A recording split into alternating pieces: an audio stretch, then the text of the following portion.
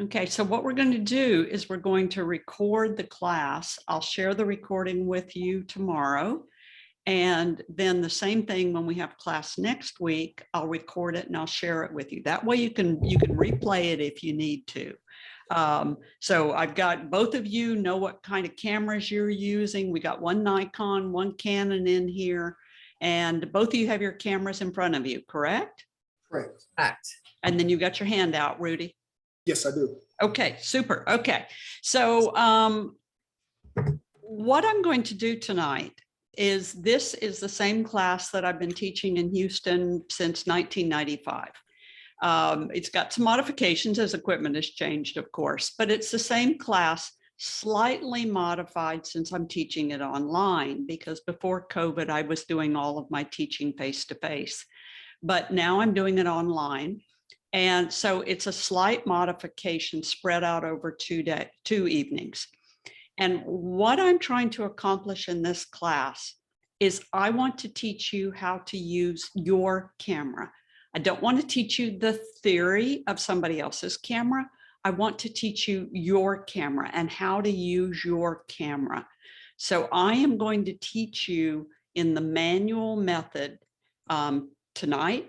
And then you'll do all your homework in the manual method. And the next class, I'll explain why you might want to stay in manual or why you might want to move to some of the other automated features.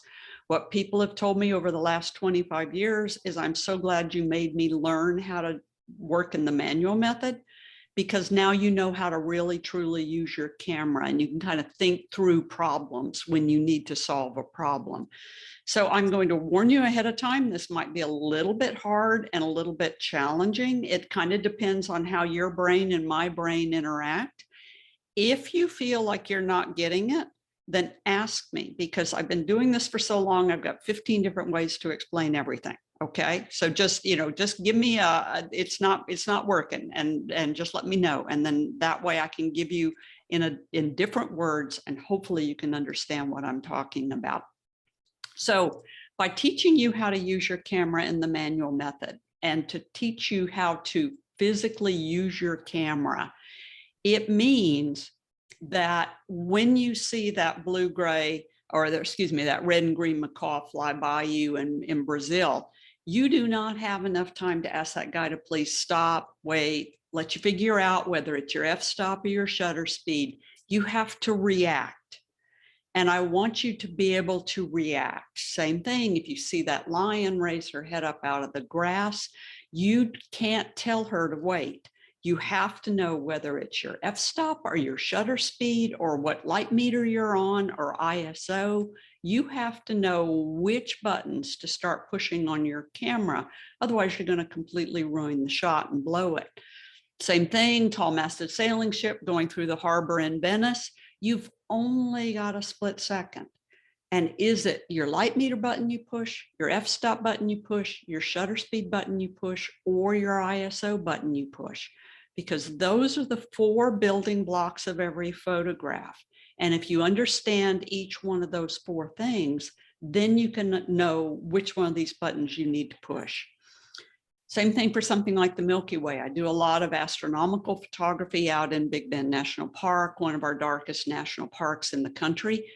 And Milky Way is super, super simple, as long as you know whether you push your light meter button, your f-stop button, your shutter speed button, or your ISO button. So each thing that you might try to photograph, kids doing something cute, then you've got to know which one of those buttons is the most important thing so that you can make a decision and get that shot. Then you can be creative and you can do things that are a little bit different, like the cars in Cuba or the solar eclipse coming up. We got one coming up in a couple more years, or something like the Aurora Borealis in Norway. So once you know light meter, f-stop, shutter speed, and ISO, then you can photograph anything you want. And so that's why I want to teach you those 4 components and how to control them on your camera, your individual camera, then you can figure out what to photograph the way you want to photograph it.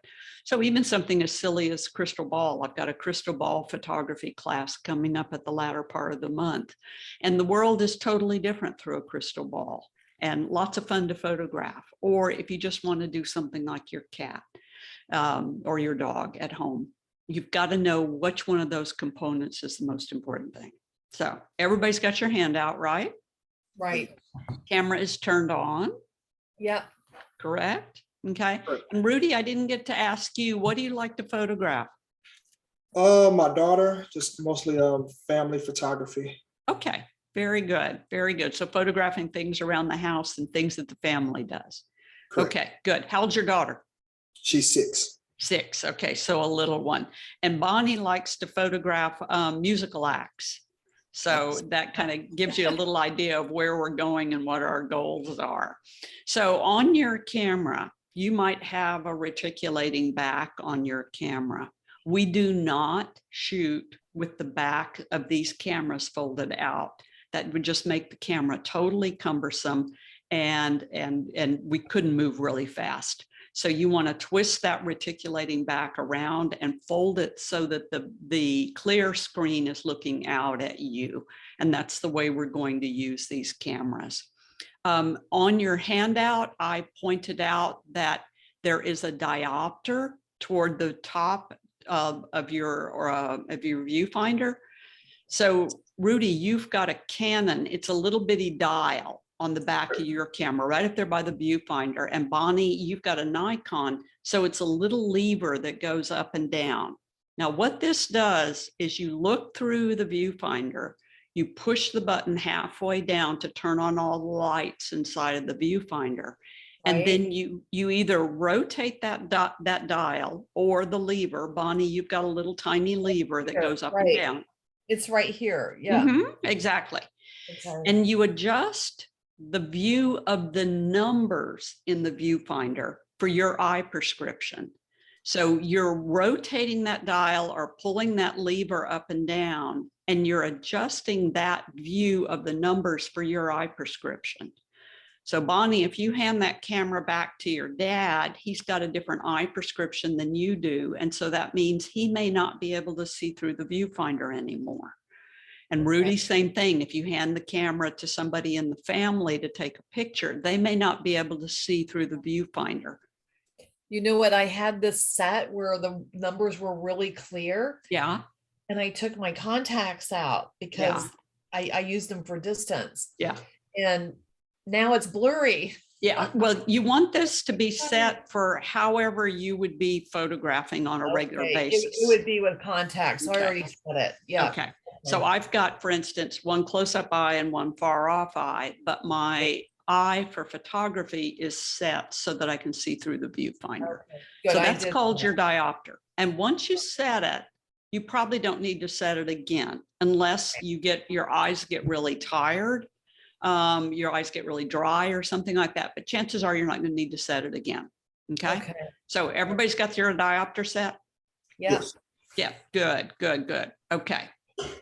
And then on the top of your cameras, I have got you set to the M mode on the top of your camera. So you all your autofocus is still turned on to autofocus, but I've got you set now to the M right here on the top dial of your camera. This means this camera does not do anything without you telling it what to do. So Rudy, this is your camera. It gives you an idea of what your camera looks like on top. When I start talking about your ISO button, here's your ISO button right here. When I start talking about that, and you notice on your camera, Rudy, that the ISO button has a little tiny nub on it. That way you can feel it with your fingers. So you know that you're pushing the right button without having to take your eye off the camera. And then, oh, there you go. Here's the back of your camera, Rudy. Yes. And so to turn on your back display menu right here, you're going to push the Q.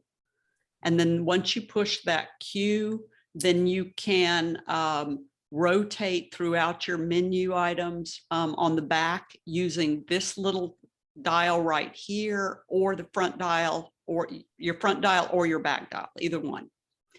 And on your camera, make sure, Rudy, that you don't push the lever all the way up to lock. We don't want to lock that back dial because that back dial is going to do a lot for us. All right. Okay. And let me see. And then on the top, we've got the top up there taken care of. And then Bonnie, on the camera that you're using. So we've got you set on the M mode up here on the top Right. dial so that you're in the M. And then you have right here next to your shutter button in the front, you have a little plus minus button. You see that? Where is it? Right up here where the blue arrow is, you have a little plus minus. Oh, I button. see it. Sure. Yes. Yes. I see Okay. that. Great. And then that you're going to push that plus minus button, and that's how you're going to change your f-stop when I start talking about f-stops. Okay, that's one of the ones I couldn't figure out. Right.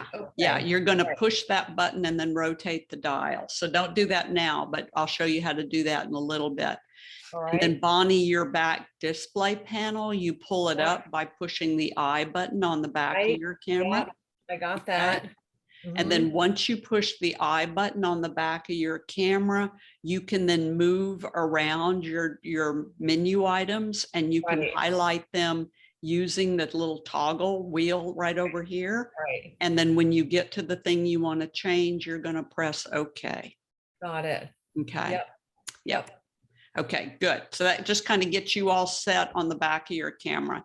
Now what I'd like you to do is look through your viewfinder, and everybody's on M on the top, right? Correct. Good. Okay. Yeah. Now, and everybody, are you all on 5.6, f-stop 5.6? Okay. Yes.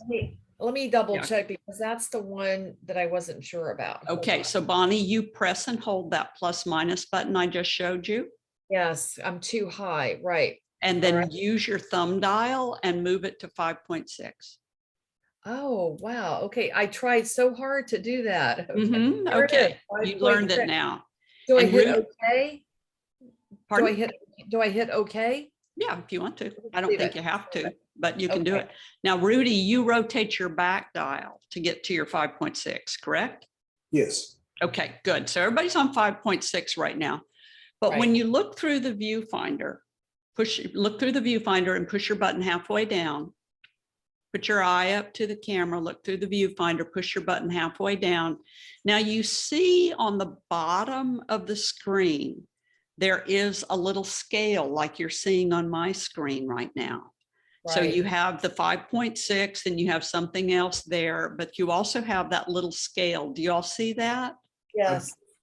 Yeah, okay, good. That you can put your camera down now. That is called your light meter scale. Oh, okay. So that light meter scale is going to lead you to a perfectly exposed image. If that light meter scale is in the middle, then what's going to happen is you're going to get an exposure that looks like your eye sees right now. So the light will look like your eye sees when you put that scale right in the middle. So that's called balancing your light meter.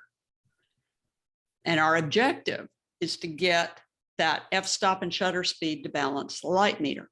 But let me explain to you about your light meters. So just put your camera down for just a second and just relax, because let me explain to you about your light meters. And by the way, it's this icon right here on Rudy's camera.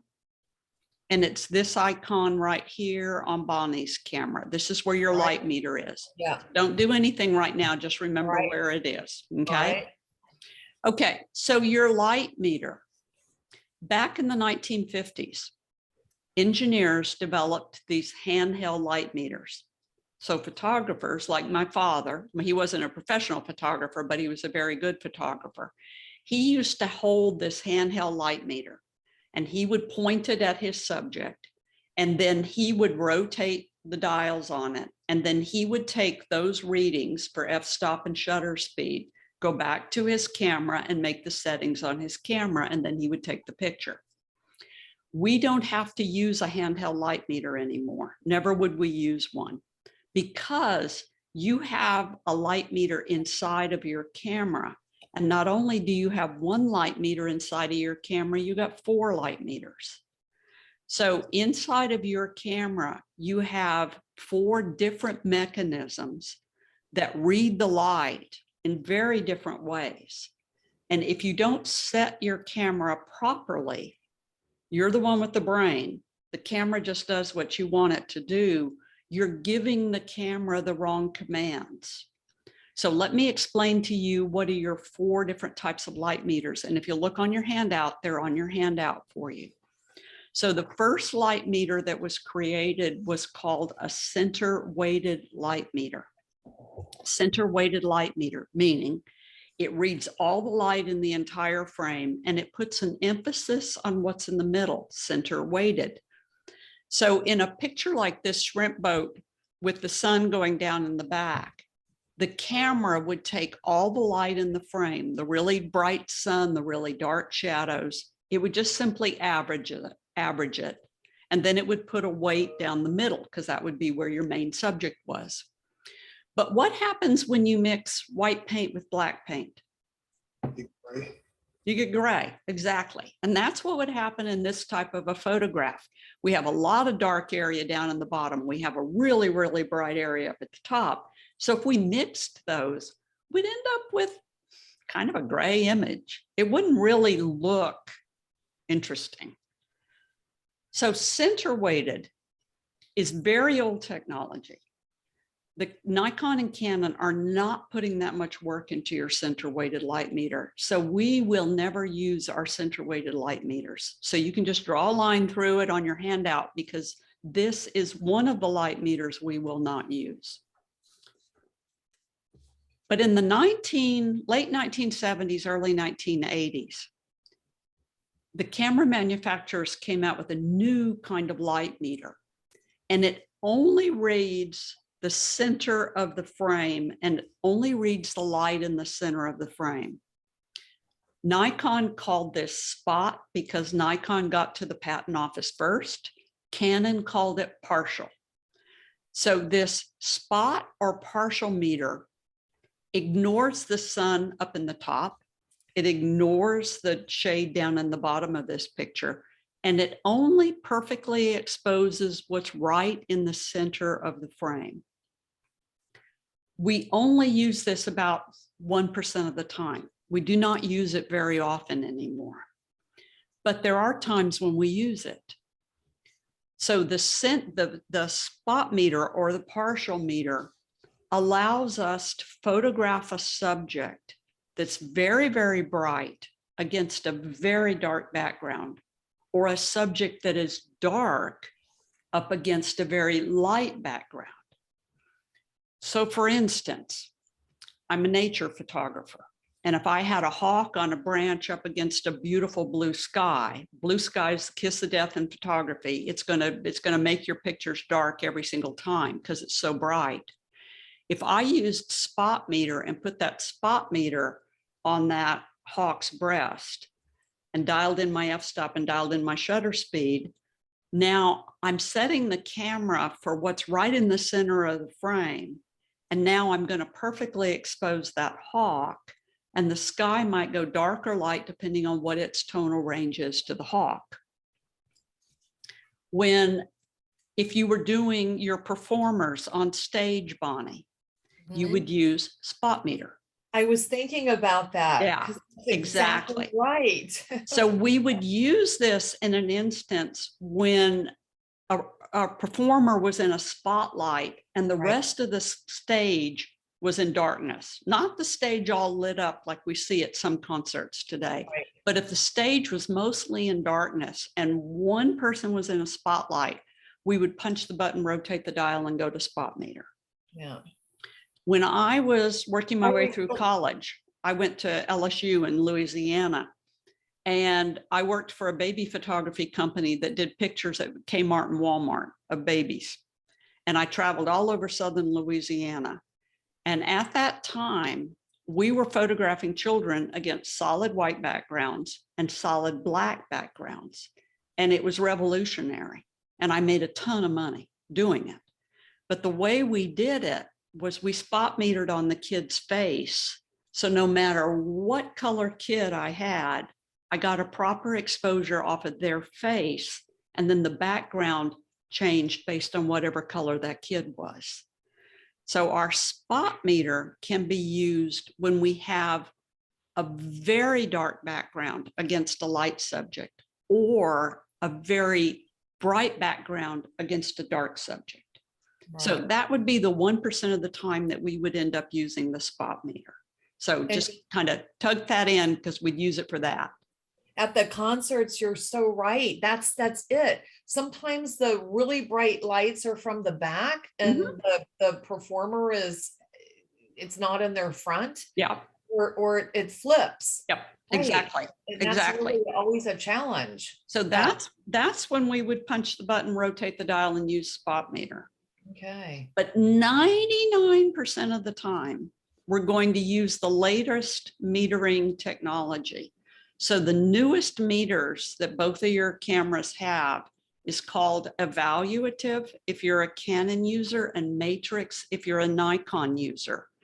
And Right. what that new light meter does is it takes a section of the frame and reads the light and averages it.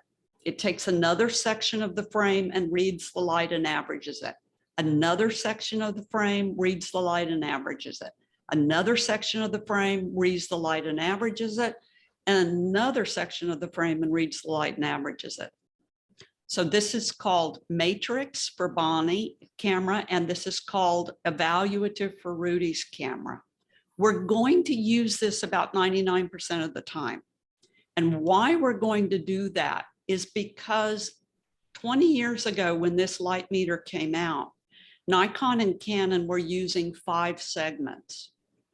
Today, the high-end Nikon and Canon cameras can use 64 segments. And the camera even knows that that's a really bright area right there, and the camera knows that that's a really dark area right there. And so 99% of the time now, we can use the evaluative or the matrix light meter. And then maybe the extra 1% of the time we would use that spot meter, or the partial meter as Canon calls it. So to give you an example of how it works, this picture was done with the evaluative or the matrix light meter, meaning that it read the light throughout the entire frame. So this was done with the evaluative or the matrix. And I did one other thing, but I'm not going to tell you that until a little bit later on because it doesn't make any sense right now. This picture at the same scene was taken using the spot meter, because I have told the camera only perfectly expose this area of the frame. So the camera now is not taking into account the sky, and it's not taking into account the shade. So it perfectly exposed this side of the shrimp boat. The difference between the two pictures, even though the sun's going down, the difference between the two pictures is that this one over on the left was done with my evaluative or my matrix light meter. And this one over here was done with my spot or my partial light meter. And so we get 2 completely different pictures based on what metering system we use. So you first have to look at the scene and think about, is this a scene that my evaluative or my matrix meter can handle? Or is this a scene where I'm going to need to do something really extreme and go over to that spot or that partial? 99% of the time, we're going to be able to do it on evaluative or matrix. But sometimes we're going to need to go to that spot or that partial. So you need to know where that button is so that you can push it. Would you use that when the sun is to your back? Like if you're taking a group of people and the sun is to their back, I know sometimes that, it kind of flushes out the group. And so the sun is to their back or to your their back? back? Yes, to their back. You might do it when in the event that the sun is to their back. But chances are, if that were the case, Rudy, I would tell you to flip them around, because we always like the sun on our back. Okay. But just in case you find yourself in that situation, then this is one where you might want to go into spot meter. But where it won't help you is, for instance, I attended a wedding and they were up against a big, huge plate glass window. But the problem is they were all silhouette to everybody in the audience.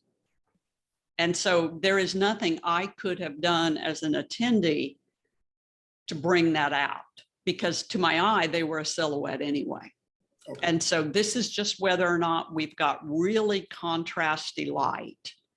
And come back in another class and I'll tell you how to photograph that wedding situation. But if you look at the scene like this with the barn owl and your subject is really bright, but you've got a really dark background behind it, then this is one where you're gonna say, you know what, I bet you this is gonna be better with spot meter or partial meter. So same thing if it was flipped, really, really light background, but your subject is dark. This is where we might want to switch that around and go into our spot or our partial light meter.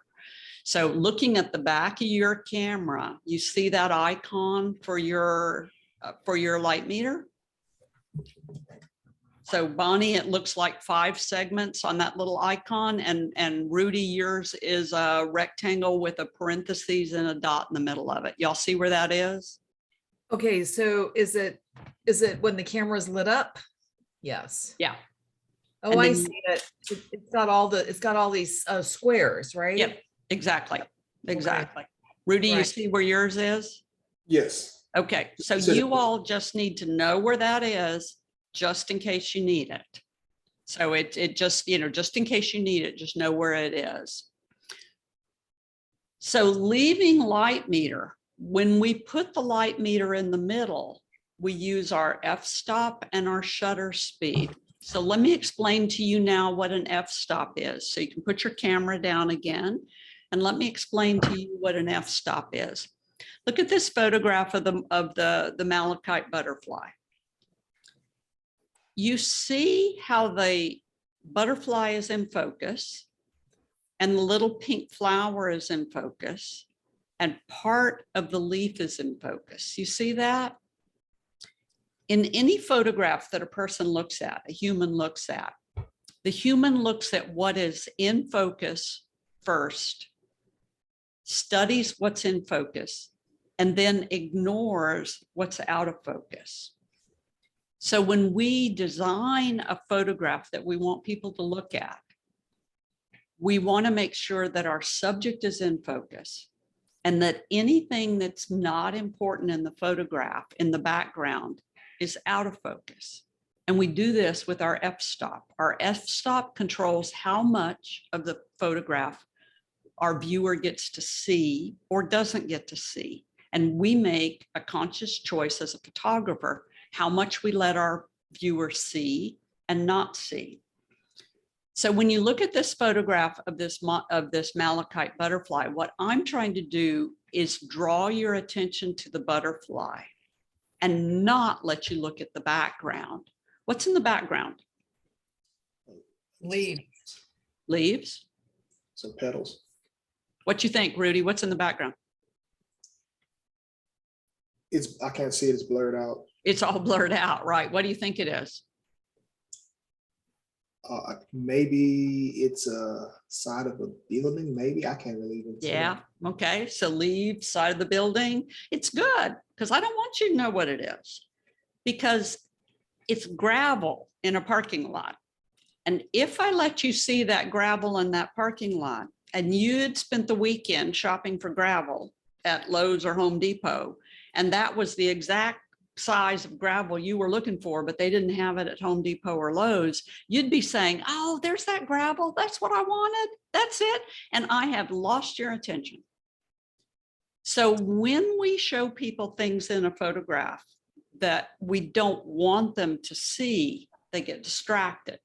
So when we're designing our photograph, we want to narrow in on what we're showing them and not show them anything that we don't want them to see.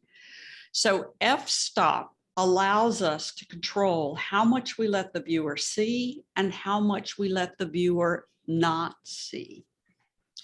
So if you would, turn your handout over on the back, and I'd like you to draw this chart. And you're going to write down here in this blank area, and you're going to write over here in this blank area next to the other numbers. So give yourself plenty of time, plenty of room to write.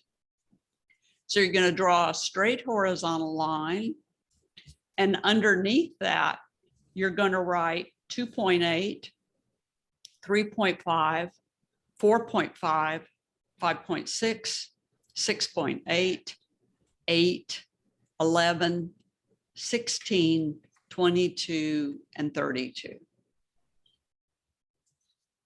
And then you're going to draw a vertical line and you're going to write 500, 250, 125, 60, 30, 15, 8, 4, 0.3 with quotation marks, 2 with quotation marks, and then the word bulb.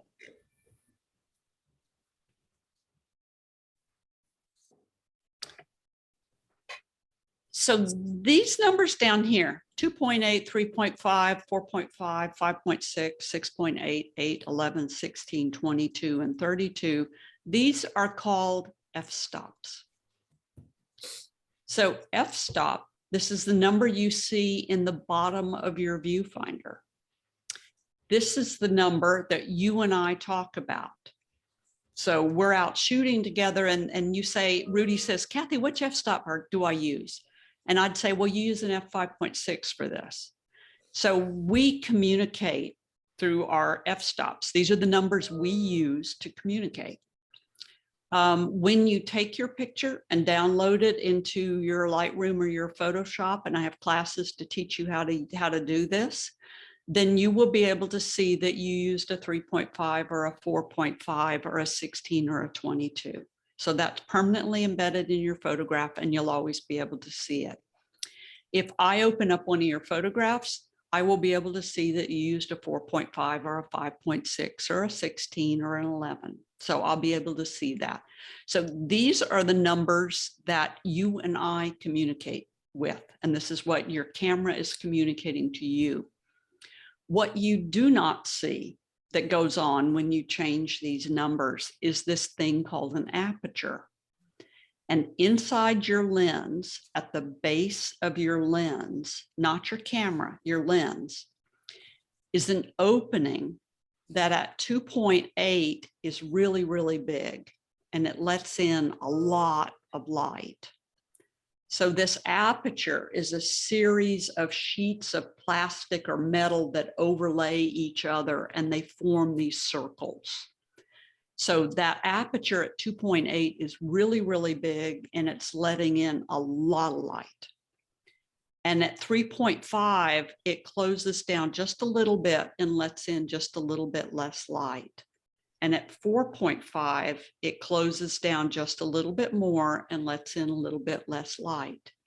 5.6, it closes down just a bit more and lets in a little bit less light. Guess what happens? 6.8, it lets in less light. 8, it lets in less light. 11, it gets smaller and lets in less light. 16, the opening in the aperture gets even smaller and lets in less light. 22, it gets even smaller, and 32, it becomes a pinprick, letting in a very little amount of light. So that doesn't sound very interesting, except the magic happens in this thing called depth of field, DEPTH -of-field, depth of field. And the light going through the convex and the concave lenses in your lens, and there's about 9 convex and concave lenses in your lens, the light going through that ground glass does this really interesting physical effect in that if you have 2.8 dialed on your camera and you have a really big aperture opening, there is only about a 1/16 of an inch in focus. It's called the physics of light. So under 2.8, draw a little line that's about a 1/16 of an inch. And if you go to 3.5, you get about 2/16 of an inch. And if you go to 4.5, you get a little bit more area in focus. And at 5.6, you get a little bit more area in focus. And at 6.8, you get a little bit more area in focus. And at 8, draw yourself a nice little fat line at F8. There's an old saying in photography, F8 and be there, meaning just put that camera on F8 and most stuff will be in focus. It's not going to be creative. It's not going to be pretty, but most stuff will be in focus. So your cell phone, before we started getting this ability to blur the background, was really set on F8, meaning most stuff's going to be in focus. So F8 is where most stuff is going to be in focus. You're not going to blow your background out. Most stuff's going to be in focus. And then if you continue all the way down the line, F11, more stuff is in focus, 16, more stuff is in focus, 22, more stuff is in focus. And by the time you get to F32, infinity is in focus. So from the very front of what you can see through your viewfinder, all the way to those mountains in the background, that's F32. And if you look at this, it doesn't quite seem to be in harmony, because 2.8 is a little bitty number, but we got a really big hole, but we got a little bit of stuff in focus. 32 is a big number, but we got a little bitty hole, but we got a lot of stuff in focus. So the way you can remember your f-stops and what they do is that at 2.8, 2 things are in focus, and at 32, 32 things are in focus. So the bigger the number on your f-stop dial, the more stuff is in focus. The smaller the number on your f-stop dial, the less stuff is in focus. Kathy? Mm-hmm. So regarding the in focus, so at 2.8, less things are in focus, but say it's just one person or the person's head. Does that count as the one thing, or is that like a big thing and it counts as many things? Remember, it's a 1/16 of an inch. So if you focused on my nose, my eyes would be out of focus. I gotcha. All right. If you focused on my ears, my eyes would be out of focus. With a very small area. Very small sliver, and it's a flat parallel plane to the camera. Okay. And so we need to be very aware of how much depth of field we're going to get, because if we're trying to get light, which a lot of people set the camera automatically on 2.8 so they can get more light, then that means they're also sacrificing what's in focus. So it's a trade-off that we're making. Okay. So in concerts, they say always set the aperture wide. Keep waiting. Okay. All right. Keep waiting. Be patient. You be patient, to be patient. Okay. So if you look at this statue, I focused on the statue on her face, and I'm using a 5.6. 5.6, by the way, is one of my favorite f-stops. So I'm using a 5.6, and you see that most of the depth of her face is in focus, but then her hand is out of focus and the wall is out of focus. So when I used my 5.6, it was consciously to get enough area in focus so that I could get her entire face in focus. If a butterfly suddenly landed on her finger and I wanted to get the finger plus her face in focus, then I would have to switch to something like an F8 to be able to get her finger to her face in focus. So I would have to consciously make that change. Now, another interesting thing that happens with depth of field is that the further the background is away from the subject, the more I can blow it out of focus. The closer the background is to the subject, the less I can blow it out of focus. So if we're going to take a picture of a person and we put them right up against one of our Houston backyard fences with the slats in it, then we're not going to be able to blow that fence out no matter if we use 2.8 or not. But if we take that same person and we move them 8, 10, 15 feet away from that fence and use a 5.6, now we can blow the background out of focus. So the physics of light, once again, is the further the background is away from the subject, the more we can blow it out of focus. The closer the background is to the subject, the less we can blow it out of focus. The closer the subject is to us, the more we can blow the background out of focus. The further the subject is from us, the less we can blow the background out of focus. And so, Bonnie, you asked about a concert. And if you think about it, at a concert, most of the time, the performer is a fairly significant away from us. Right. When we focus a long way away, then we don't get any beauty of depth of field. Right. When the performer or person is closer to us, then we can blow the background out of focus. Right. So you've got a physics of light that's going on with f-stops, that the closer your subject is to you, then the more we're going to be able to blow the background out of focus. The further away the subject is from you, the less we're going to be able to blow the background out of focus. The further the background is away from the subject, the more we're going to be able to blow it out of focus. The closer the background is to the subject, the less we're going to be able to blow it out of focus. So as a photographer, it's my job to move around so that I can get either my subject closer to me, my background further away from the subject as I'm designing my photograph. So if you look at this little girl, look closely and you'll see that her eyes are in focus, but her little ears are out of focus. Mhm. She's 2 years old. So what f-stop do you think I'm using? Either something less than 5.6, I'm assuming. Yeah. So, Yeah. So I'm about an f4 on this situation. And you also notice that the background is really, really blurry. You see that? Mhm. So I have moved myself from my original position where I first saw her, and she's looking up at the other adults around me. I have moved down, I've squatted down, I've moved on to eye level, and I've moved ever so slightly away so that there's more distance between the little girl and me so that I can blow the background out. So as a photographer, we're constantly moving around, trying to change our background, our position to the background, our subject's position to the background, so that we can get the photograph that we're looking for. Did you take that picture, Kathy? Yeah, these are all mine. Oh my God, Yeah. that's so good. Yeah. Oh, you're So- really good.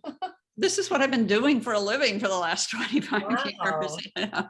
If you all don't know it, by the way, I do my husband writes the nature column for the Houston Chronicle, and I do the photos for that. So every Saturday it comes out in the garden section of the Houston Chronicle. So that's where you can see my photos. Yeah. I read it all the time. Yeah, that's me, and that's my husband. So with this little girl, I don't need to show you the swing. You know she's on a swing. Right. 20 years later, it doesn't matter what swing she's on. What matters is her and narrowing down and getting close to her. So this is that 5.6 once again. I've positioned myself and I've selected where to take the picture so that she has that 8, 10, 15 feet behind her, so that we can blow that background out of focus. And we don't have to look at the background when we look at that picture of her. So you're consciously designing your photographs as you're moving around and as you're taking your pictures. So when we're designing our photographs, F4 gives you this, but F22 gives you that. F4 gives you this, but F22 gives you that. So you notice that the light's exactly the same. That means I've balanced my light meter on each one of these, but each photograph is conveying something different. So if we want to show the viewer through the crystal ball at the Ronda bullfighting ring in Spain, this view, this is an F4, but then this is an F22. And you notice at F22, the edge of the crystal ball becomes more clear and the background becomes a bit more clear.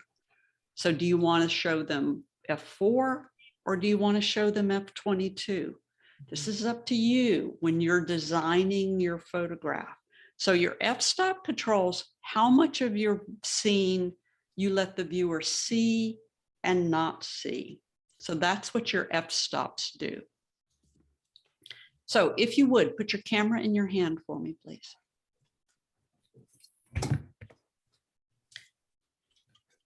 And Rudy, you're going to rotate your back dial to change your f-stop, because Rudy, notice that you have a 2-dial camera. You have a dial in the front for your finger, and you have a dial in your back for your thumb. You see that? Yes. So you're a 2-dial camera. The front dial is going to change your shutter speed, and the back dial is going to change your f-stop. Okay. Bonnie, you are a 1-dial camera. You have 1 dial in the front. Right. So to change your f-stop, you have, excuse me, you have 1 dial on your thumb. I'm sorry. My thumb right here. Yeah, to change your f-stop, you need to push and hold your plus/minus button with your index finger, and then rotate your back dial with your thumb, and that will change your f-stop. Oh, right. So Rudy, did you see how it changes your f-stop? I do. Okay, so both of you all, what's the biggest f-stop you can get? Biggest 20. number? Which one? 22 for me. 22, good. Bonnie, what's your biggest number? 22. 22, good. Now, what's the smallest number you can get? 3.5. Good, 3.5? It's probably dictated by I guess my lens, but No, that's okay. Keep that lens on. Keep that Yes. lens on. It's okay. Bonnie, what's the smallest number? 4.5. 4.5. Okay, now both of you all have zoom lenses on. You have lenses that allow you to zoom in and out to get closer and further away. Zoom all the way out to the highest magnification. And now what's the smallest f-stop you can get? Let's see. it's 4. 4? Wow. Mine's only 5.6. Now yours is only 5.6. Mine's 5.6 as well. 5.6. Okay, good. Now zoom all the way back again. And what's the smallest f-stop you can now get? 3.5. 3.5. 4.5 for me. 4.5. Okay, these are called variable f-stop lenses. Oh. And a variable f-stop lens, when you zoom in and out, it gives you a smaller number when you're wide and a new smaller number when you're zoomed all the way out. So when you're zoomed all the way out, you can never go back to that 3.5 again until you zoom all the way back.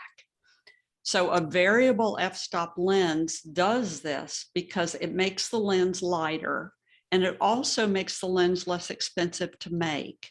So a variable f-stop lens is lighter for you, the photographer, and it's less expensive to buy. So a variable f-stop lens simply means that when you're zoomed really wide, you can get one f-stop, but when you telephoto out, you can get another f-stop. You can't get that smaller f-stop anymore. The same thing happens when you go all the way to the high end. So zoom all the way out, and what's the biggest f-stop you can get? Okay, 36. 36 when you zoom all the way out. Now zoom all the way in, and what's the biggest f-stop you can get? 22. You see that? So that makes that lens much less expensive, because there are lenses on the market that will stay at f4 no matter where you zoom, or they'll stay at f32 no matter where you zoom. But then those lenses will cost you $1,500 to $2,000 in the Nikon and the Canon realm. In the new mirrorless cameras, those will cost you $3,000. Okay, Wow. so it's one way that you can save some money by buying variable f-stop lenses. And so usually they're a good starting point lens, and a lot of people just like to keep them from there on. Any of you all own one of those 50 millimeter lenses? I do. You do, Rudy? Do you have it handy? I do. I mean, you don't go to the other room or anything. No, Okay? it's in the same room. I think Okay. my dad bought another lens for this camera. He paid Mhm. quite a bit of money for it. It's sitting in the kitchen. I Don't go get it. It's okay. It's okay. Okay. It's probably to improve on this though, right? It could be. It Yeah. could be. Yeah. Yeah. So you've got one of those 50 millimeter, whatever. Millimeter, yes. Yeah, and so it's probably a 1.4 or something like that. Yes. Yes. 1.8. 1.8. Okay. The picture I'm showing you of my cat Socks. Now, Socks doesn't necessarily like to have his picture taken. It's just that Socks is the only one in the office a lot of the times. So he gets his picture taken. This is done with that 50mm 1.8 lens that Rudy has. I bought one, similar to it. Now, if you go down from that 2.8 to that 1.8, you've now cut that 1/16 of an inch in half. So your depth of field, your area in focus is now like less than a 1/16 of an inch. Wow. So with Socks here, it took me 50 photos, me holding the camera, him moving around, took me 50 photos to get one photo where his eyes and his nose were in focus in the same plane, because the depth of field is a flat plane. And if you know a cat, his little nose is pretty narrow. Mm-hmm. So that 1.8, if you have a lens with that 1.8, you would never shoot it at 1.8. It looks great on Instagram, but you would never shoot it at 1.8 because your depth of field is so shallow. So if you end up blowing the picture up, most of the picture is blurred. So you wouldn't want to photograph people with this lens. But what that lens does do, a lens is designed for a specific purpose. What that lens does do is, you notice that beautiful background behind Socks. You see that all the way across my living room, across my kitchen, dining room, into my living room. That's what that lens is designed to do. So even if you shot it at 5.6, it's going to give you a beautiful, silky, blown out background. So you would use a lens like that, not at 1.4, but you would use it at more like 5.6 or something like that. So you would still just, f-stop still apply on that one. So these are things that you've got to keep in mind when you're buying lenses. And I give a whole other class on what lens should you use when I talk about buying lenses. And also next class period, next week, we'll talk about lenses a little bit more. So if you look at this scene that I did in Costa Rica, what f-stop do you think I used? Because you can see all the way up the river. What do you think I used? 8 or higher. 8 or higher. Probably 32, maybe. Yeah, let's just go to 32. Let's just completely put it at 32. So when I saw this river in Costa Rica, I lead trips to Costa Rica regularly. And when I saw this river in Costa Rica, I knew that I wanted to photograph this. And so I walked down to the river and I put my camera on the evaluative or matrix light meter. You see that because we've got roughly the same light throughout the entire frame. I don't have anything really, really black or really, really white in there, really light or dark. So I've got my evaluative or my matrix light meter. I put my f32 on, and now it's time for me to balance my light meter. And you notice the blurry water. You see that? Right. Okay. So when I balance my light meter, I've already set my f-stop because I knew that I wanted to see all the way down the river. So at 32, set that. But now I've got to balance my light meter, meaning that I've got to rotate my dial until the scale goes right in the middle. My shutter speed dial, because I've already set one, but now I need to set the other one to get that scale right in the middle. Shutter speed stops movement or blurs movement. So if I want to blur movement, then I use a slow shutter speed. And if I want to freeze movement, then I use a fast shutter speed. So the faster the shutter speed, the more movement I'm going to stop. The slower the shutter speed, the more movement I'm going to blur. So let's go back to that chart that we made. So we decide that we're going to use an f32, right? Yes. And when I look through my viewfinder and start rotating my shutter speed dial and watching that scale move down, and we're going to do this in just a moment, so don't do it right now. Just pay attention to your chart.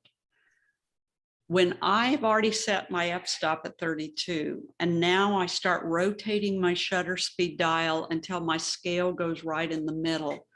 My scale goes right in the middle at 1/8 of a second shutter speed. Now, what happens at 1/8 of a second shutter speed? If you look at your handout, I've given you 5 shutter speeds that we're going to play with in this class. And 1/8 of a second shutter speed, water blurs. Water always blurs.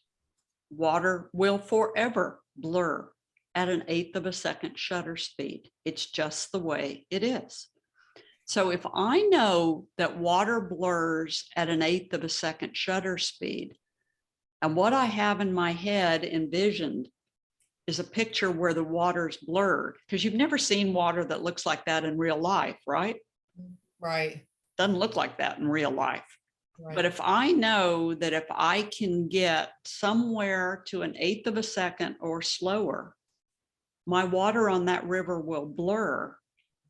Then when the scale goes right in the middle, your brain always has to say, what's this going to do for you? Is this going to give you the picture that you want?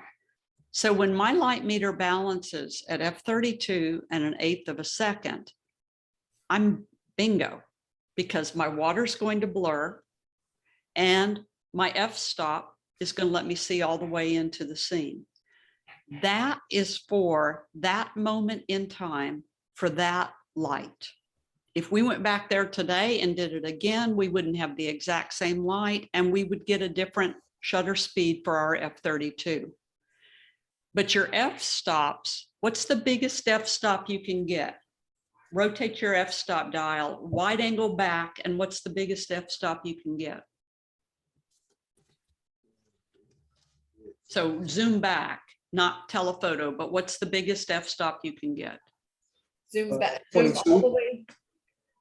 Zoom all the way back. Yeah, all the way back. What'd you get, Rudy? 22. 22. Yeah. Bonnie, what'd you get when you zoomed back? 22 as well. 22 as well. Okay, so you all are in Costa Rica with me and you're like, well, wait a second. I paid for this trip.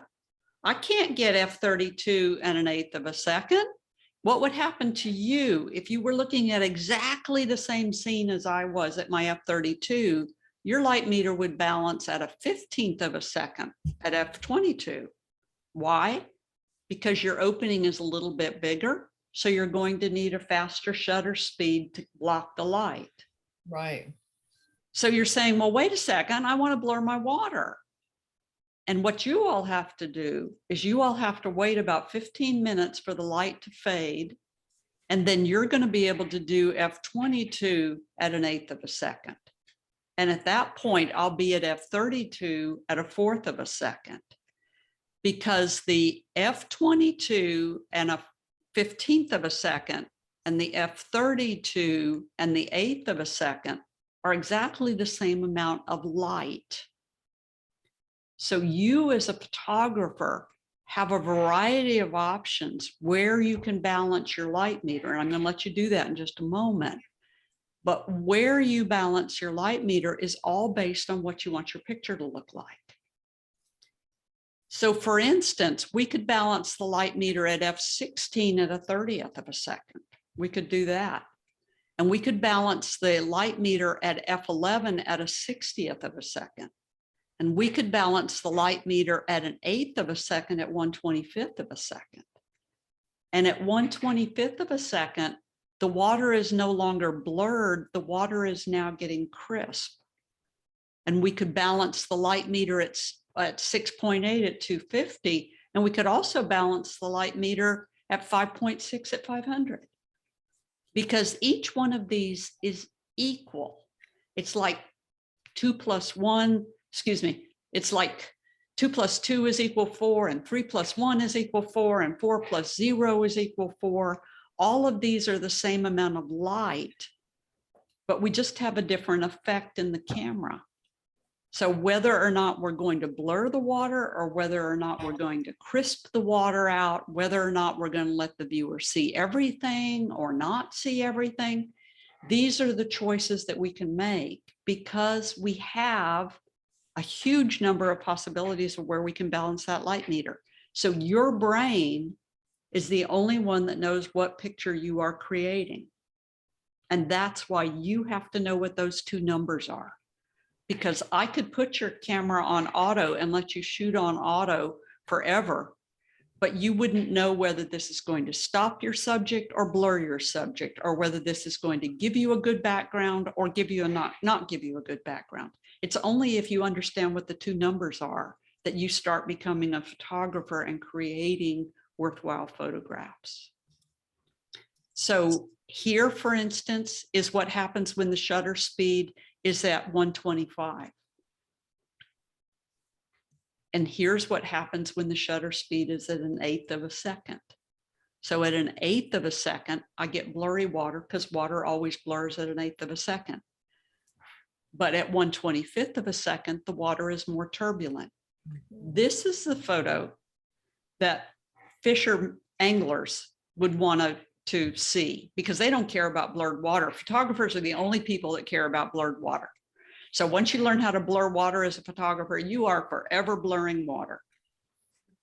But people who are coming to this river to fish for trout, they don't care about blurred water. They want to see how turbulent the water is and what the fish are doing in that water. So whether you choose this to illustrate something to fishermen, or whether you choose this to illustrate something to photographers, this is your choice in which place the meter balances, because you notice that the light's exactly the same in both of them. And that's because the meter balanced in both of them. Now, remember, this is F32, and look way, way back up that river, and you see how you can see some of the bushes back in there. It still looks nice and crisp back in there. But when I go to the 1/25 of a second, F whatever, you notice that the little moss covered log in the front is still crisp and the background is still crisp. See that? And that's because I'm using a lens that is especially designed that the f-stops are not real narrow, they're real fat. And we use this for landscape photography. So whether I'm shooting at an f6.8 or whether I'm shooting at an f32 with this lens, you as the viewer will not really notice it. Lenses are like tools. We buy them for a reason. So when I talk about lenses next class, you'll get an idea of a little bit more of why we buy certain lenses. So look at this photo, because now you can look at a scene and you can tell me roughly what shutter speed I was using. Look at the water. The water's blurred. Blurred, right. So roughly what shutter speed am I using? 8. You 8. got it. Absolutely. You got it. So you know Right. that just from looking at this picture, I'm using roughly about 1/8 of a second shutter speed. I might be Right. going slower than that, but you know I'm at least at 1/8 of a second. Now, notice the people on the walkway in Venice. You see how they're blurred? See Right. that? And so that tells you that 1/8 of a second, people are going to be blurred at 1/8 of a second. Camera's on a tripod, so that's why it's stable. And you notice the man with the white bag right there? So he's standing still looking in the window. And so he's a bit more solid, as is this lady right here. She's a bit more solid. But if I want to see the people crisp, and if I want to see the gondolas in the water, then I have to use a faster shutter speed. Because when the shutter speed is too slow, the gondolas, because they're moving really nice and steady and really nice and slow, the gondolas disappear. See the man with the white bag? Right. The gondolas are there, but you don't see the gondolas because the shutter speed was too slow and they never stopped. So by just constantly moving at 1/8 of a second, the gondolas all disappear. Wow. I had no So idea. what shutter speed you use depends on how much movement you're going to stop or how much movement you're going to blur. And that's why your shutter speed is so important. Shutter stops movement. F-stop controls how much we let the viewer see and how much we let the viewer not see in the scene. Make sense? Yes, Got a tenuous hold on this right now? yes. Yes, okay, good. You're on 5.6, right? Everybody's on 5.6, Right, correct? right, Okay. yeah. Now what I want you to do is I want you to focus on something in around you, your water glass or your lamp or something like that. And you're at f5.6. And now I want you to push your shutter button halfway down to turn your camera on. And now I want you to rotate your shutter dial. So Bonnie, your shutter dial is your thumb dial, and Rudy, your shutter dial is your front dial. So rotate your shutter dial until your scale goes right in the middle. And when you look through the viewfinder, Bonnie, Yeah, and when you get your scale right in the middle, what shutter speed did you get? Yell it out to me. all right, hold on. It's, I don't know if I'm saying it right. I guess it's a 0-8. Good, good, good, good. So a zero quotation marks eighth. 8, Yeah, yes. so that's an eighth of a second is what Eighth of a that is. second. Okay. Okay, now take that picture, Rudy, rebalance that light meter and take the picture. And Bonnie, when you get your scale right in the middle, what's your shutter speed? Okay, so the numbers that I see F 5.6. Yeah, I see, no, I see I have this set to when I have my contacts in, so I see, I think 0.4 and good. then, Is the scale right in the middle? You're watching the scale. The scale is slightly to the left. Yeah, I want the scale right in the middle. Okay, so use my dial, correct? Uh-huh, yep, get it right in the middle. thumb dial, correct? Yes. Hold on. That's your thumb dial. You don't have to push and hold the plus minus button because that's only for when you want to change your f-stop. Yeah, Okay, wait a minute. Did Do I you get it? hold wait, do I hold the what do I hold down? nothing. You just Nothing. rotate the back dial. You've already set your f-stop with your Oh, plus I minus see. button. So you have two buttons that have to be moved to change your f-stop. Rudy only has one dial. So I have the plus minus, is that correct? Don't touch it. No. You're changing shutter speed. Just rotate with your thumb. That's all. All right, hang on. Now, Rudy, what I want you to do is point your camera up at the light and do the exact same thing. Balance your light meter when you point your camera up at the light. Keep going, Bonnie. Okay, I think it's in the middle. Good. Take the picture. What shutter speed did you get? I've got it's at the bottom, right? Yeah. Wait, hang on. I think I got 5 seconds Okay. 5 Oh, seconds when 1/5? you pointed it at 1/5? the light? at the light. It's one, I'm sorry, is it 1/5? 1/5 of a second. Exactly. I'm sorry. Exactly. Exactly. Now, Rudy, also point it under your desk where it's dark. And do the same thing. So Bonnie, what'd you get when you pointed it just in the room in general? I have it's hard for me to read this. I'm not sure I took the picture of, okay, I still see the F 5.6. Yeah, I don't want you to change that. I just want you to change your shutter speed. On the left, it says 25 or 2.5. Yeah. Is the scale in the middle? The scale in the middle. Good, take the picture. It's not taking, why? Oh, there it goes.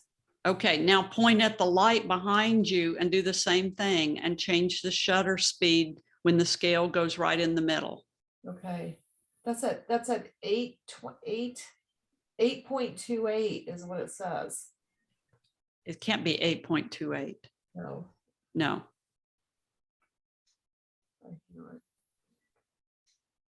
Okay, try pointing at the lamp behind you. All right. Let me move back. Hold on. I'll run over a dog or a cat here. Okay, let's try this. And Rudy, when you went underneath your desk, what shutter speed did you get? it got all the way down the bowl. Maybe it's too Yeah, it got really slow. It's really dark under there, huh? Yes. Yeah, okay. Okay, good. Did you get it, Bonnie? Did you put the scale in the middle? It looks like it's in the middle. Good. Right. Take the picture when it's in the middle. All right, hang on.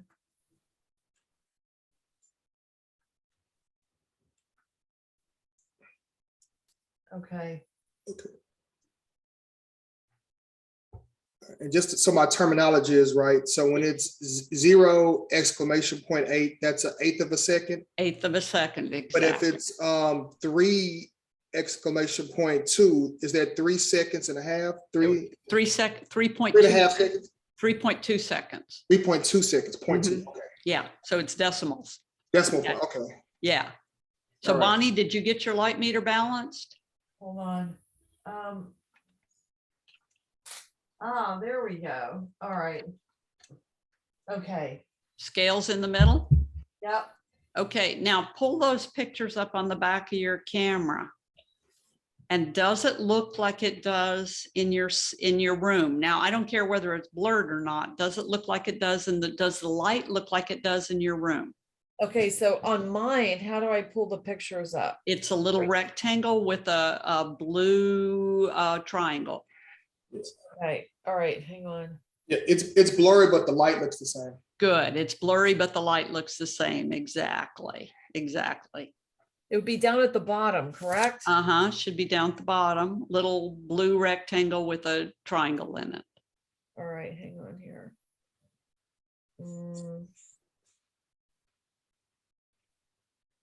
How do I pull up the pictures on this? It might be up in the top left-hand corner, Bonnie. On the back of the camera? Uh-huh. On the back of the camera, top left-hand corner. You can't see the camera really, but Bonnie, look no, at the back top of the left. camera, top left-hand corner. There should be a little rectangle with yeah, there you go, right there. okay. Okay. Oh, okay, 5 of 5. So how do I? Wrong way. Oh, well, I took it, but it was like, it was completely dark. Okay, so your scale wasn't right in the middle then if it was completely No, dark. you're right, Yeah. You're right. So point your Okay. camera back there at that lamp again, f-stop of a 5.6, put your scale right in the middle. All right, hold on. And Rudy, did you take the light overhead in your room? I did. Yeah, good. Take a picture of that. Yeah. So to get the scale in the middle, how do I do that? I mean, You I don't- rotate the shutter speed dial with your thumb. this thing right here, right? Yes. Your f-stop's at 5.6 and you're just rotating your shutter speed dial with your thumb until the scale. Now, Bonnie, push the shutter button of your camera halfway down. Right. Because And I then- see your pictures are just scrolling. You're just scrolling through your pictures. Right. So you were still on your picture view. So, okay, now use your back thumb dial and rotate the dial until the scale goes right in the middle. All right, hang on here. Oh yeah, it's moving now. Hold on. Yeah, put it right in the middle and take the picture. Don't hesitate. All right. Let's see. Good. I just saw the picture come up on the back of your screen. So that means you took a picture. All right. Look at it on the back of your screen, Bonnie. All right. Does it look like it does in the room? Let me look. Okay, and to pull my pictures up, how do I do that? Right here? I don't have the back of your screen. There you go, right there. That's a picture, it looks like to me. Press the live view button when you're, okay, hold on. No, that's live view. Yeah, hang on. Menu. I had it a minute ago. Okay, I'm going to keep going. Okay, you just Go ahead. balanced it though, Going, right? Yes. Okay. yes. Now, Oh, yeah. congratulations, because you've now balanced your light meter. Next time I show you the back of your camera, Bonnie, I'll show you where it is. Okay. All right. Okay. Now come back to me. Okay. So Okay. congratulations, you have now balanced your light meter. And so Right. that picture should look similar to the light that you see right now. Right. But if you rotate your shutter speed dial, what's the fastest shutter speed you can get? Rotate your shutter speed dial. No plus minus button, Bonnie. It's just rotating your thumb dial. Rudy, it's rotating your front finger dial. What's the fastest shutter speed you can get? The fastest is 1/4000th. Very good. What's the fastest you can get, Bonnie? Hold on, I'm still trying to find mine. Yours is your thumb dial. Do not push and hold the plus minus button. Just rotate the thumb dial. Right.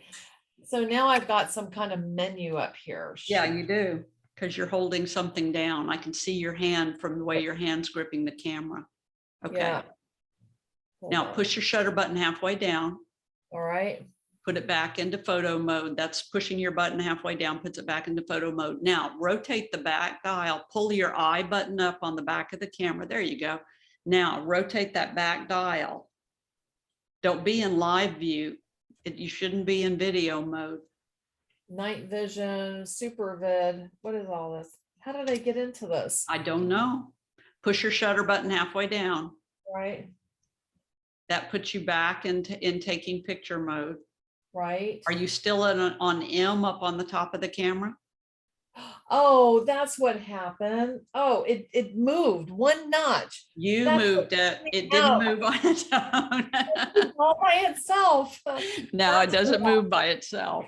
Okay, Okay, so that's you're what- in the M mode, right? Yeah, correct. Okay, Yes. now get out of live view because I can see you've got live view on the back. How do I get out of that? Push the LV button. Oh, yeah, right here. Okay. All Good. right. Yeah. All right. Okay, now rotate your shutter speed dial and how fast of a shutter speed can you get? Oh, Rudy can get 4,000. oh, wow. Me too. Hey, Good. 4,000. Okay, now rotate your shutter speed dial in the opposite direction. And where do you get your first quotation marks? What number do you, it gives you your very first quotation marks? It's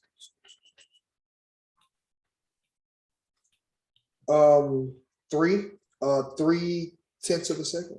So zero quotation Zero, mark three? Yes. Yeah. So 3/10 of a second. Where Bonnie, was- where do you get your first quotation marks? Hold on, I'm getting there.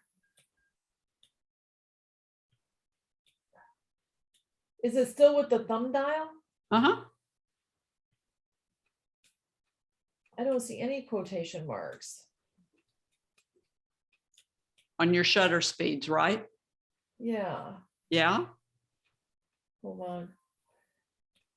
It might be a fraction and then it turns into. Yeah, it might be a fraction on the back of your That's camera. what it is. Okay, that's what I think it is. Hold on. Look Okay. through the viewfinder and you'll see decimals, by the way. When you look through the viewfinder, you see decimals. When you look on the Right. back of the camera, sometimes you see fractions. I see, I see. Okay, I got it. Hold on. Okay, so where's the first time you get quotation marks? Oh, I've got lots of them. Yeah, I'm sorry, 1.6, 1.3, 1. It looks like, hold on, I just had it. So One's, I've got the smallest one. You want the smallest one, right? yeah, what's, It's just one. it's One. one. So in Nikons, the first time that you get a quotation mark is 1. But in Mhm. Canons, the first time we get quotation marks is 0 quotation mark 3. Now, once you're in quotation marks, that is full seconds. Everything up to that was fractions. Rudy was absolutely right on it being a fraction. So Right. that 4,000th of a second was a really, really fast shutter speed. But then now, once you get down to 0 quotation mark 3, third of a second, or Right. 1 with quotation marks on it, that's when Right. you're getting down into fractions of seconds or almost to a full second. Rudy, where's your first whole number with a quotation mark next to it? 1. 1? Yes. Okay. And then you notice after that, you can go to 5 and you can go to 10 and you can go to 15. So you see that? And then Yes, we it get goes to all the way up to- bulb. Yeah, Yeah, all the way up to, it goes 30 seconds and then bulb. bulb. And bulb is as long as you hold the shutter down, the shutter will stay open. So we don't use this very often, but we use it occasionally for some things. Come back in later classes and I'll teach you how to use that. But you notice how many numbers you have to deal with on your shutter speed dial. You've got all the way from 4,000 all the way down to 30 seconds. You see that? Yes. So on your handout, I have given you 5 shutter speeds that we're going to work with as benchmarks. So these are just, I want you to embed these in your head so that you can think about them when you're trying to determine whether that's a good shutter speed or not. Because as you see, one shutter speed blurs the gondolas and another shutter speed shows me the gondolas. So what shutter speed should I use? So you know already that 1/8 of a second blurs water, right? So Right. anytime you want to blur water, you've got to be 1/8 of a second or less. You okay, Bonnie? Yeah, There you go. my thing fell over. Okay. But with this bluebonnet, redbud twig, when I looked through the viewfinder of my camera, I knew that I wanted to blow the background out. But when I looked at this redbud limb through my viewfinder, the limb was just barely moving. So since there is now movement in my viewfinder, my subject is moving. The first number that I dial in is not my f-stop, but my shutter speed. So to stop gentle movement, we would go 1/15 of a second. So 1/15 of a second is where we can start getting that movement to stop, is at a 1/15 of a second. So that little bitty movement from the wind was just enough, not a blowing breeze, but just a little bit of movement from the wind was enough that I needed to lead with my shutter speed. So if you're looking through the viewfinder and there's a subject that's moving, then you need to dial in your shutter speed first and then follow with your f-stop. On your handout, 1/60th of a second is if we have a living creature. So a living creature, my cat, I just saw Bonnie's cat wander through, Rudy, your little girl. If that subject is just looking at us, blinking their eyes, smiling, moving their head gently, not moving fast, but just gently moving, we need at least a 1/60th of a second shutter speed. That'll stop the smile, that'll stop the eyes blinking.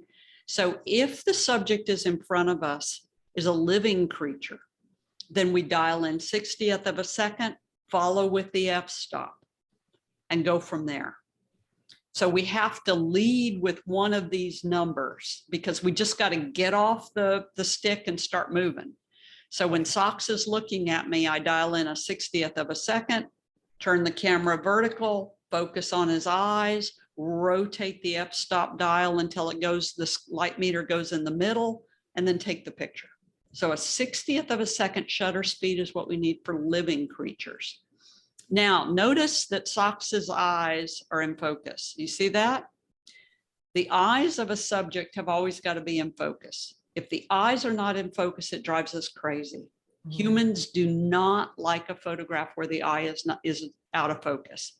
So whether it is a cat or your child or your dog or grandmother or granddaddy, or a lizard or a snake or a frog or a horse or whatever, if the eye's not in focus, it drives us crazy as human beings. And you notice that Socks's eyes right up here are in focus. His chest isn't in focus and his feet aren't in focus. So I am using one individual focus point always.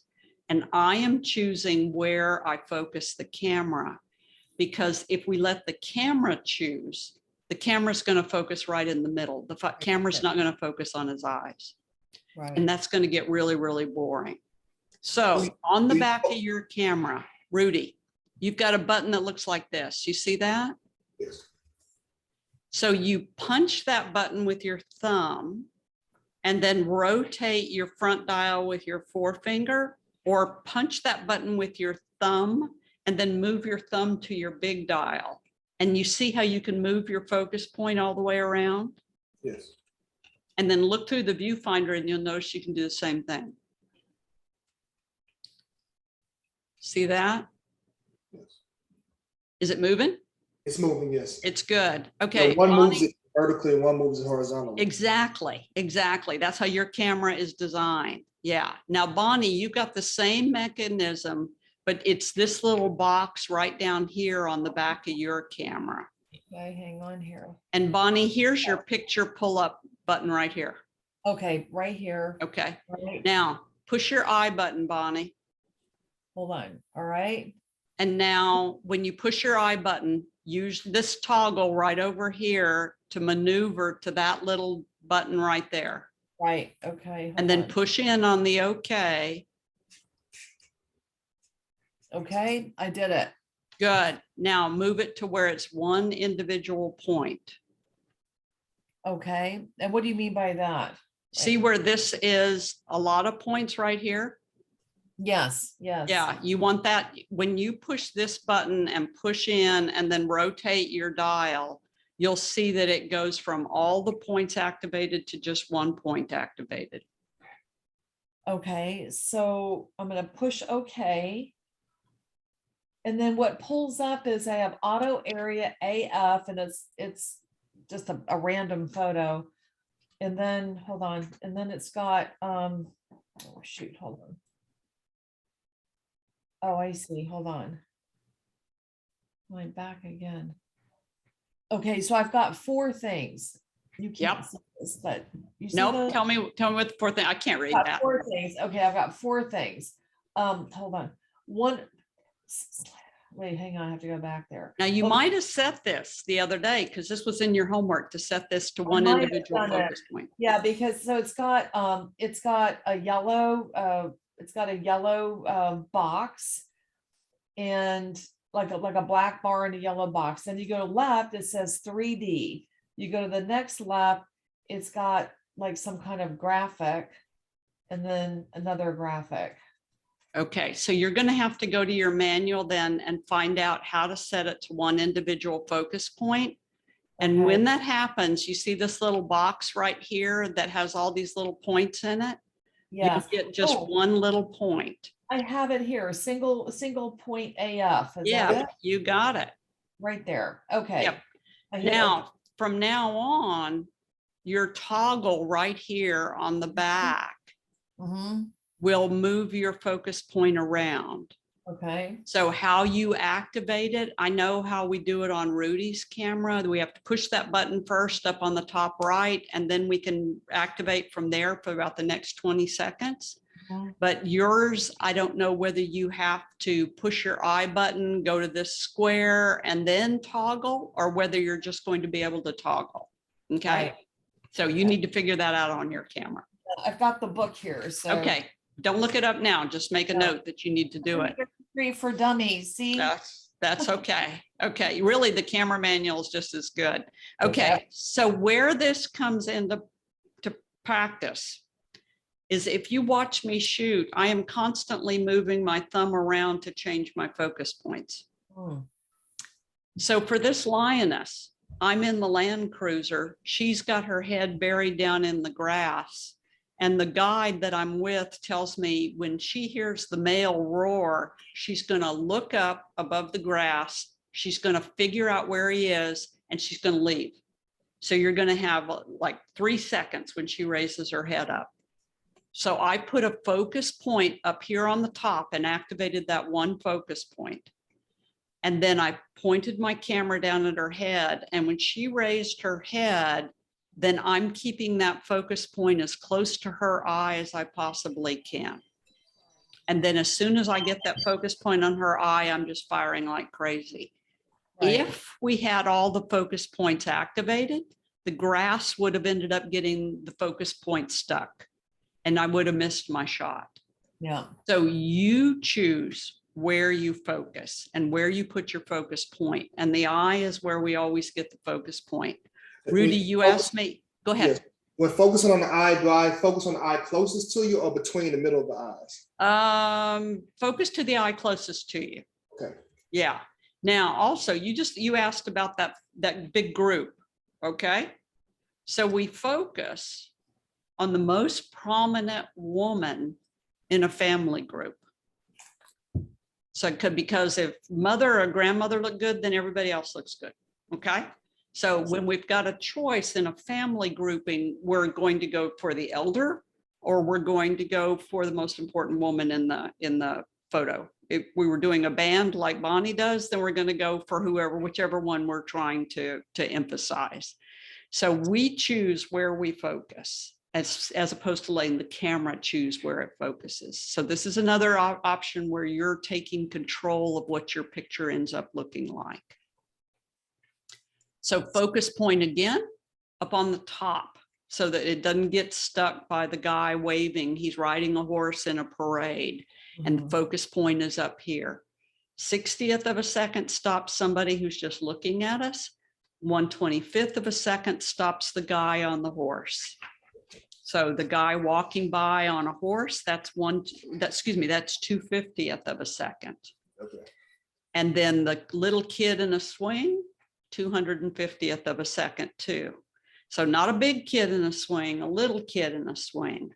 And you notice with this photo, I have positioned myself to where I'm taking pictures so that he's 8, 10, 15, 20 feet away from the background. So I don't take those pictures when he's right up against the background. When I want to do what I want to do, I make it to where I choose the swing so that he's further away from his background. 250th of a second. 250th of a second will stop a smallish bird moving rather slowly, not real fast, because remember we're talking about trotting or a small child swinging, or in my case, the blue-gray tanager down in Costa Rica. Now notice also that focus point is off to the side. See that? So this is making the picture a lot more interesting because I've got that focus point off to the side. So your subject's in the middle of the frame. That's not the way we always photograph them. We throw them off to the side periodically to make the picture a lot more interesting. And then 500th of a second shutter speed, that's what we need for the whale's tail. So 500th of a second shutter speed will stop running or flying. The faster a subject is moving beyond that, we need faster and faster and faster shutter speeds. Notice the water drops. Do you see how they're solid? Remember that water blurs at 1/8 of a second. Water forms solid balls at 500th of a second. So if we want to emphasize the splash that a child is making in a swimming pool, or the splash that water is making coming off of a fountain, then we would need a 500th of a second shutter speed, if not faster from there. So 500th of a second will give us those balls of water. So shutter speed stops movement, and I've given you 5 on your handout. F-stop, we control how much of the background we see and how much of the background we don't see. ISO is the last component that we have to play with. And ISO determines how fast of a shutter speed we can get and under what kind of light conditions we can photograph. So with these guys around the campfire in the Sahara Desert, we did a trip to Morocco where we went out and did night photography in the Sahara Desert. And they're playing their drums and they fed us dinner and we're around the campfire. And I'm not going home without photographing this. So I put the camera on the tripod, raised the ISO to about 3200, trying to get their hands so that the hands aren't too blurry. So trying to get a fast enough shutter speed. So anytime we're trying to photograph and we need a shutter speed faster than what the natural light will give us, we can push our ISO button and raise our ISO. Now notice, Rudy, that ISO button for you is right off of your fingertip and it's got a little dot on the top of it. So you don't even have to take your eye off of the viewfinder. You can just punch that button, start rotating your dial and raise your ISO if you need to. So being able to raise the ISO means that I can get a faster shutter speed, stop the movement under more challenging light situations. But there's a trade-off. It's not a freebie. So you notice that the floor looks really good, the dirt looks really good, the fire pit looks really good. By the way, don't feel sorry for me. There's a flush toilet in that tower back there. So, you know, we're not totally roughing it. But the hands on the drummers, I've lost the hands on the drummers. And if you blow the picture up, this is what's called noise. So Nikon, your best ISO is ISO 200. That is where you get your crispest, clearest, smoothest photograph. Rudy, your Canon, your best ISO is ISO 100. That's where you get your best color, your best clarity, and your smoothest photograph. The more we move away from ISO 100 and 200, the grainier our picture looks. So that's called noise. But then we can take that picture and we can move it through noise reduction in the Lightroom product or Adobe Camera Raw, any of the Adobe products, and we can strip out that noise and smooth out the photograph. But I can't never recover the hands because I didn't have a fast enough shutter speed to stop the hands originally. So the higher we move our ISO, the higher we can get on our shutter speed. But the higher we move on our ISO, the grainier our photo is going to look. The higher we move our ISO, the worse our photo is going to look. The worse the color, the worse it's going to look. Or excuse me, the worse the light, the worse it's going to look. So raising your ISO should be a conscious decision and not setting it on auto and just letting it raise however it wants to. So once again, it should be a conscious decision that you're making. Hey, Kathy. Yeah. So when you do concerts, just from what I've read, they always say make the ISO like 1200 or higher even. Well, you may not need to go ISO 1200 or higher. Yeah. Because the concert is so bright with its light. Right. That if you can get that 250th or 500th of a second, you may not need to go to a high ISO. Right. So you're making that choice based on how fast the musicians are moving and how much movement you need to stop. And not going any over that. Right. So it's all based on how much light you've got. Right. So in this photo, for instance, of this jaguar, this is down in Brazil when we went down to photograph the jaguars in Brazil. The rules down there is we can't get out of the boat. So I've got 12 people with big lenses in a boat, and the boat has got a motor and the boat has got a boatman in the back standing up. And we're puttering along in the water with all of this movement, and we're following the jaguar as it's walking through the shade. So I've got movement in my boat from all of my colleagues in my boat. So we've got to have a shutter speed in the 3,000, 4,000 range to stop our movement in the boat, plus the movement of the boat, plus the movement of the jaguar. Right. So this is an ISO, say 32,000 or 3,200, sorry.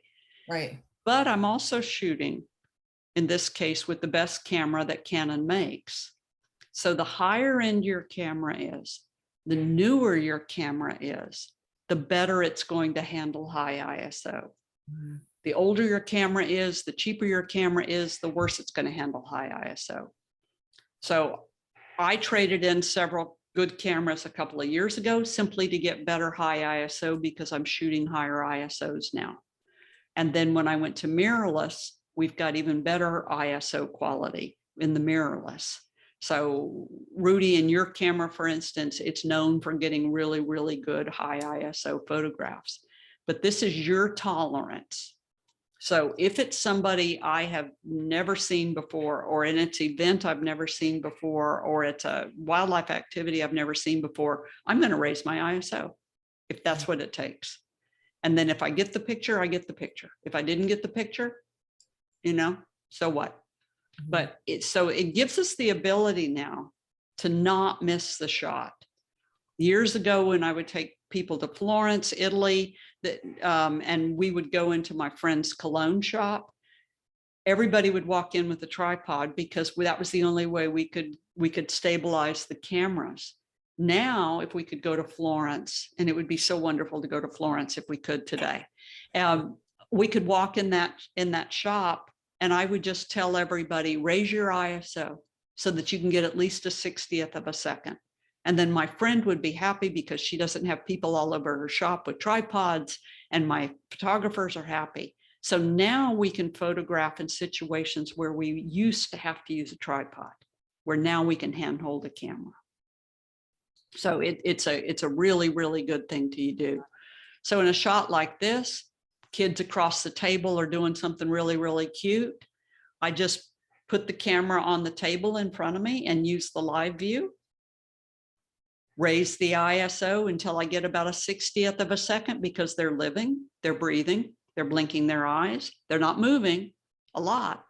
I need a 60th of a second. Make sure the focus point is on one of the kids and not on the plate of barbecue. And then I'm just got the camera on the table and I'm just photographing away. If I would have raised the camera, they would have seen me immediately and quit doing what they were doing. And so we've got to consciously think about ahead of time, okay, this is going to take a high ISO. So in my case, with a Canon, I'd punch the ISO button, raise it to about 5,000, start from there. So that ISO gives us that ability to photograph under low light situations that we couldn't do before. Do you start with a high ISO and then work down, or how do you? You know, I just kind of get in the ballpark. Okay. So if I look on the back of the camera in this situation and I've got a 5.6 and I'm already at a 4,000th of a second, I'm at way too much ISO. I'm just ruining my picture for nothing. So that means I could rotate down the ISO and get myself to that 60th of a second shutter speed. But sometimes you just make a reaction before you even put that camera up to your eye. We got to get in the ballpark. Okay, make sense? Yes. Good, good. So if we were photographing lightning, would this be a fast shutter speed or a slow shutter speed? Fast. Fast. Yeah. You both say fast? Yes, I say fast. So if I photograph lightning with a fast shutter speed, then I would get just one little segment of lightning. Oh, This is a 30-second shutter speed Oh. as the lightning travels through the sky. right. You're getting the whole thing down to the ground. Right. Exactly. Not just Exactly. that So flash. this is a Right. slow shutter speed. Camera's on Okay. tripod, and I'm just taking 30-second exposures after 30-second exposures. 30 Rudy, that's seconds your by the fault. I Pardon? was following Rudy because he knows all the answers. Oh no, I didn't know that the lightning didn't like all it didn't happen at once. I thought it like all like, but I can tell it probably went over a period. of Yeah. time. So 30 seconds is a long time. So you don't know how long 30 seconds is until you sit there and wait for 30 seconds. It's a long time. Mhm. Acrobat, jumping around in the air, fast shutter speed or slow shutter speed? Fast. Definitely. Fast. Fast, fast. What do you think? How fast? It would have to be 500th of a second. 500th of a second? Turned out to be 4,000th of a second. 1,000 of a second. Wow. Now, if you look, you can see that I'm out in out in the ocean somewhere. I'm out on an island in Greece. And this lady was doing these amazing backflips. And so I asked her if I could photograph her. Now, I watched her do it. The more you know about your subject, the better photographer you're going to be. So I watched her do it a couple of times. And I figured out that I'm going to need about a 2,000 or something like that. So I made sure, we're just looking at the scene, I balanced my light meter about 2,000, whatever f-stop it was, 2,000 ISO. And then when she flipped the first time, she flipped faster than I ever thought she was going to. And this is where I had to say, would you please do that again? So sometimes you've got to kind of play with it a little bit. And then eventually I got the shot that I was looking for. Okay. So go into a gymnasium, we're going to get really, really low light. We're not going to get good light at all. It's not good light. So the higher we raise our ISO, the worse it's going to look. So with the girls on the color guard, I realized that they were getting points for standing real still and throwing these colorful things up in the air. Well, what's to say I don't blur those colorful things, but enough shutter speed to stop the girls, but a slower enough shutter speed to blur the flags. And that gives me a little bit more interesting photograph. So that gives me like 60th of a second for the girls. And then the flags blur out when they throw them in the air.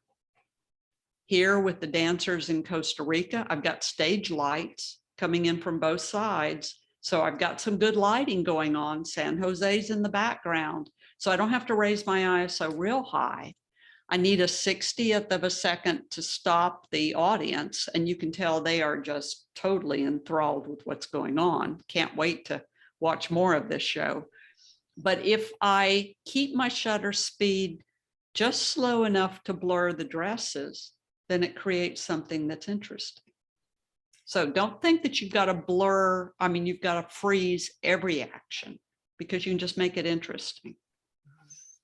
Okay, now the last thing I'm going to teach you tonight, y'all done really, really well tonight, is your histogram.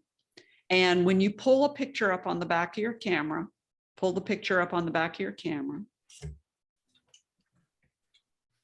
And Rudy, you're going to push your INFO button or your DSP button 3 times, and you'll get a histogram that shows up. And Bonnie, you pull the picture up and you toggle up 1 time, 2 times, 3 times, and you get a histogram that shows up. You toggle up 1 time, 2 times, or 3 times. And toggle up with what? That toggle on the back of your camera. You mean this thing by the viewfinder? No, that big. Oh, the big thing. Yeah, okay. That's called your toggle. So pull a picture up on the back of your camera and then toggle up 1 time, 2 times, or 3 times, and you should get your histogram. Okay, hold on. And how do you, does it say histogram? Oh, it's a picture like that. It looks like this. All right, I'm not toggling correctly. Okay. Is it the dial? Is it we're above okay? Toggle up above the okay.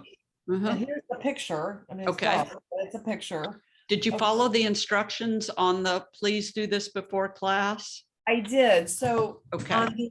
on the histogram, I wasn't sure about that one. Okay, so I'm going to keep moving, but the instructions are on your handout, and you have to go into your menu on Nikons, and you have to make some changes. They're on your handout, and then you'll be able to see your histogram. Okay, I'll do it. All right. Okay, so the histogram that you see, Rudy, you see your histogram? I do. Good. Okay. This histogram is what we look at to tell us whether or not we balanced our light meter correctly. Because we can balance our light meter, but if we balance our light meter and we overexpose, then that's not meaning that we balance our light meter correctly. Rudy, when you toggle 1 time, 2 times, when you push the INFO button, do you see with the histogram on the same screen, do you see some little blinky things? I do. Good. Those are called the highlight indicators. Bonnie, have you ever seen your highlight indicator? Your picture's blinking at you? Yes. Okay. Those are called your highlight indicators. Any place that it is blinking is where you have overexposed the image. So on this histogram right here, and what a histogram is if we took this photograph, converted it to black and white, and then separated all 256 tones of black and white, and then graphed them, how many we had of each tone, that's what a histogram is. So the histogram is simply saying this photograph does not have a whole lot of black tones to it, but it does have a huge number of white tones to it. And any tones that are running up against this white axis right here are the blinks. So Rudy, on that picture where you see your blinks, you'll also see a spike up the right-hand side of your histogram. Correct. So when I took this picture of the cat in the bookstore, the sun was in that corner of the upper left-hand corner window. And I wanted that sun coming through that upper left-hand corner window. I wanted it to be just completely blown out. So I turned the camera vertical, framed it up so the sleeping cat's in the bottom and the sun's up in the top. balanced my light meter, took the picture, and then looked on the back of my histogram to see if I had it right. And all of this area in the corner was blinking at me. All the floor was blinking at me. The couch was blinking at me, and the big white cat was blinking at me. That means everything is overexposed.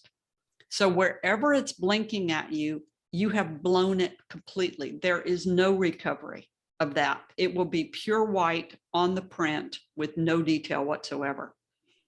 So I took the picture a second time. And instead of putting the light meter right in the middle, I went toward the negative one stop.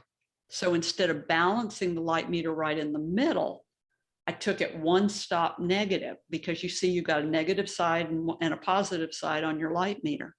And then I took the picture again, focusing on the cat. Second picture, the top corner is blinking at me again, but I know that because there's a sun. The floor is not blinking anymore. The couch isn't blinking anymore, but the whole center of the cat is blinking, meaning there's no fur on the cat in the picture. So I recomposed the picture again. And instead of taking my light meter one stop underexposed, I took my light meter 2 stops underexposed. Whoops, I'm sorry. And when I took my light meter 2 stops underexposed, now the corner is blinking at me, but that's okay. The floor is not blinking, the couch is not blinking, and the cat's not blinking. So sometimes you're going to take a picture and you're going to check it on the histogram, because I recommend you do this a lot until you get to where you develop a sixth sense of this. And if there's important areas blinking at you, then you need to underexpose. So hot summer day with the kids playing soccer on a green grass field, I guarantee you their little white soccer uniforms are going to blink like crazy. So you might end up photographing that whole scene underexposed by one and double checking it. So Bonnie, with you in concerts, you're going to get certain lights that are way too bright and they're just going to be blinking at you. And you Right. might end up, when that performer is over in that area, you're going to underexpose them. Right. So you need to start developing a sixth sense, like I did with the cat, that, okay, this is going to blink at me. So I'm going to work through the process to get myself the proper exposure. Mhm. This is wonderful. This histogram will save you, because now we're coming home with properly exposed images versus coming home with images that are too dark or too light. This Right. histogram will guide you. Oh, So wow. trust your histogram, watch your highlight indicator. Bonnie, yours is going to look like this when you get to the proper screen. All right. And you're going to pull your picture up, Mhm. and then you're going to toggle up 1 time, 2 times, 3 times, and you'll get to a screen that looks like this. Got it. Okay. Okay. Got Okay. it. Okay. So for your homework assignment, because you all have homework. So before I see you next Tuesday night, Oh, for your no. homework assignment, you are going to find a stationary object like a vase or a flower arrangement, or you can even use, a little figurine if you want to. So you're going to focus on a little subject, put it on a stool, Mhm. put it about 8 or 10 feet away from its background. Don't get real close to the background. The further from the background you can get, the better you can get. Move your camera as close as you can to that subject, and put your camera on a tripod or a stool as well, because we want to do this consistently. And then focus on the subject and start at your 5.6. I put it on your handout for you. Start at your 5.6 or whatever, 4.5 if you can do that, and then balance your light meter, and then move to 5.6 and balance your light meter, and move to 6.8 all the way down. If you did it right, all the pictures will look exactly alike, but what you'll see is your background is getting clearer and clearer and clearer as you change your f-stops. Somebody did this last class with a little figurine on the kitchen counter, and they used all the way across their living room, kitchen, dining room as the background. So you can do this in the house if you want to. And then their camera was just sitting on the counter with the little figurine in front of them. And then you're going to do water. So garden hose outside, a sprinkler outside. If there's a fountain in your neighborhood, go do the fountain in your neighborhood. And put your camera on a tripod to keep it nice and steady, or a stool. And then you will start at a fast shutter speed, 250, and go all the way down to a half of a second. If you do it right, the picture should look exactly alike, but you'll go from crisp water to blurred water. I'll send you a link tomorrow to my Dropbox, and I want you to send the pictures to me once you're finished, and then I will show them to you all next week in class. If you have something like your own Dropbox and you want to send me a link, feel free to do that. If you have a WeTransfer or something like that, feel free to send the pictures to me that way. And then I will download them and we'll talk about them and do some analysis of them, and I'll show them to you next week. Okay. Okay. All Questions? right. Nope. Okay. Well, I can't wait to see what you all do, and I can't wait to see the work that you send me. This has been recorded, and so I will stop recording now.